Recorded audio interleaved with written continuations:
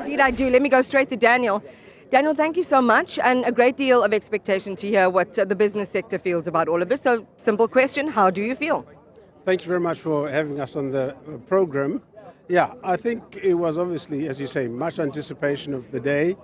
There has been some progress, but there's a long road to go still. Obviously, from a private sector perspective, what we are looking for in the main is policy certainty, because in the absence of that, you've got confidence undermined, people can't plan properly, that retards decisions that have to do with investments that help create jobs and that. But so we were obviously, what we always want is a growth enhancing budget, fiscal responsibility, but above all certainty that allows us to move forward. And we are not quite there yet, in the sense that a document has been tabled, which from what we see still does not enjoy the support of the GNU parties. It throws us into a whole new, unprecedented set of circumstances in that parliamentary committees have now got to deal with it in a system and processes that are new, that nobody knows. And then typically, Treasury officials would know that once the ministers tabled the budget, there is like almost a falling of dominoes in terms of what needs to happen. We've now been thrown into a little bit of disarray in that regard. But having said that, I think what we saw today being presented, for me, was a Minister of Finance who I think acquitted himself very well, in the sense that some of the concerns arising from the most recent discussions appear to have been accommodated, in the sense that the VAT hike was trimmed down. There were offsetting issues around initiatives that we've seen on the expenditure side.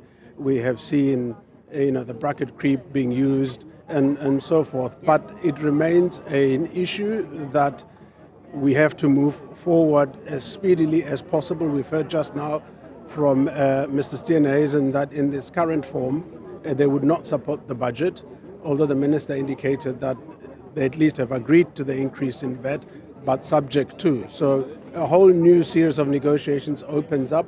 We hope that will be concluded speedily to give us certainty. And I want to come in on that, because it feels like what you're saying is we should be a lot more concerned by what we heard today, especially if you're listening with the ear of business. Look, I think we should take comfort that we are a step further. The minister tabled the budget documents today, which allows the process to continue, negotiations to progress, but we can't be complacent about us having a budget. We don't have a budget. Well, so I was talking to other political parties, for example. You listen to human rights groups, and there have been protests around this particular budget and so on, about actually the burden, can be passed on to the corporate sector, an increase in corporate wealth tax and things like that. How do you feel about that, and what do you think that does to the markets? Look, the number of considerations in that regard. Obviously, we are in a situation that has left the country and the minister with rather unpalatable choices. There have to be trade-offs. Decisions can be made in a manner that leaves everybody sort of painless.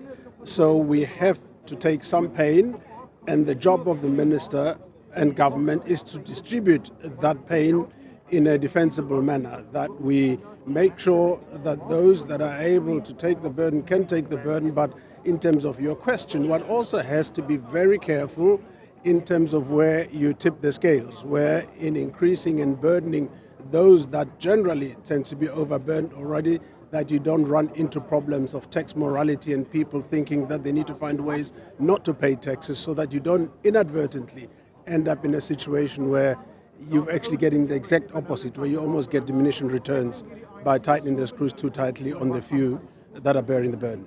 So I guess the next few weeks are going to be really important, because, as you say, we're not there yet with this budget. So anything could happen?